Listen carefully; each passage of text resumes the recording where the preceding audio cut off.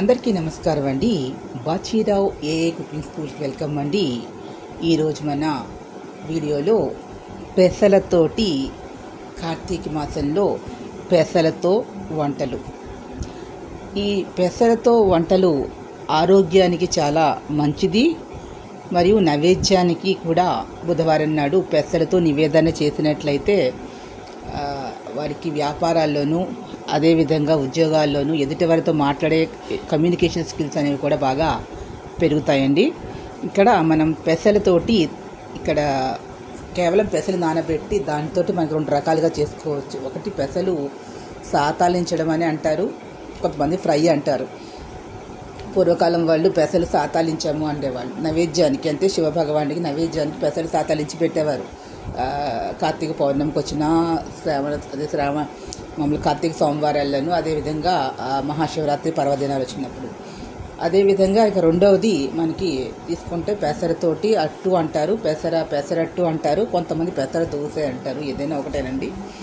ఇక్కడ మనం ఈరోజు ఈ రెండు ఎలా చేసుకోవాలి అంటే పెసరపప్పు కాదు, పెసలు మాత్రమే. పెసలు బాగా నానబెట్టేసి ఒక 8 hours నానబెట్టాలి. పెసలు 8 గంటలు నానబెట్టిన తర్వాత దాన్ని మనం ఇప్పుడు 2 కప్పులు పెసలు తీసుకుంటే 1 కప్పు పెసల్ని మనం నానబెట్టి అట్టు కింద వేసుకుని ఒక కప్పు పెసలతోటి మనం హెల్దీ ఫుడ్ అయినటువంటి మనం పెసలు సాతాలించడము, లేదా 8 గంటలు నానబెట్టిన పెసల్ని 1 కప్పు పెసల్ని మనం మిక్సీ వేసి నీళ్ళని తీసేసి మిక్సీ వేసి పట్టుకోండి.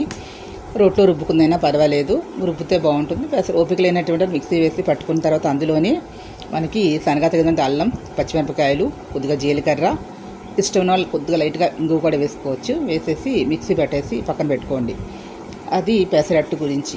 దాంట్లోనే అల్లం, పచ్చిమిరపకాయలు వేస్తాం ఇంకా విడిగా వేయవలసినటువంటి అవసరం లేదు. సన్నగా తురిమిన క్యారెట్ పక్కన పెట్టుకుని, కొత్తిమీర, అది మనకి పెనం మీద ముగ్గురు పెట్టుకుని, ముగ్గురు బాగా ఇనుప ముగ్గురు ఉంటుంది కదండి, బాగా కాలుతుంది. బాగా ఒక హైలో పెట్టి బాగా వేడెక్కిన తర్వాత ఇప్పుడు సిమ్లో పెట్టేసేసి మనం ఇందులో కాస్త తగినంత ఉప్పు వేసేసుకుని అట్టుని స్టవ్ మీద గెరెట్తోటి బాగా దోశ మాదిరిగా దోశ ఎలా వేసుకుని అలాగే వేసుకొని ఆ పైన చుట్టూ మళ్ళీ నూనె వేసుకుని, ముందర నూనె వేసేసుకొని నూనె అంతా పెనం మనకి అంతా అంటుకునేలాగా వేసుకున్న ఇప్పుడు ఈ పిండి ఒక గ్లాసు ఒక గరిటెడు చొప్పున వేసుకుని మొత్తం అంతా స్ప్రెడ్ అయ్యేలా చేసి చుట్టూ మళ్ళీ నూనె పోసుకుని స్పూన్తో చుట్టూ మధ్యలో సన్నగా తగిన క్యారెట్, ఈ కొత్తిమీర తురుము వేసేసుకుని ఓ పక్కన కాలిన తర్వాత ఇందులో ఫోల్డ్ చేస్తున్నట్లుగా ఇలా మనం ఏ షేప్ కంటే ఆ షేప్లా పెట్టుకుని పక్కన బట్టి పెసెట్ తయారవుతుందండి. మనం ఉల్లిపాయ వేలేదుగా నైవేద్యానికి పనికి వస్తుంది.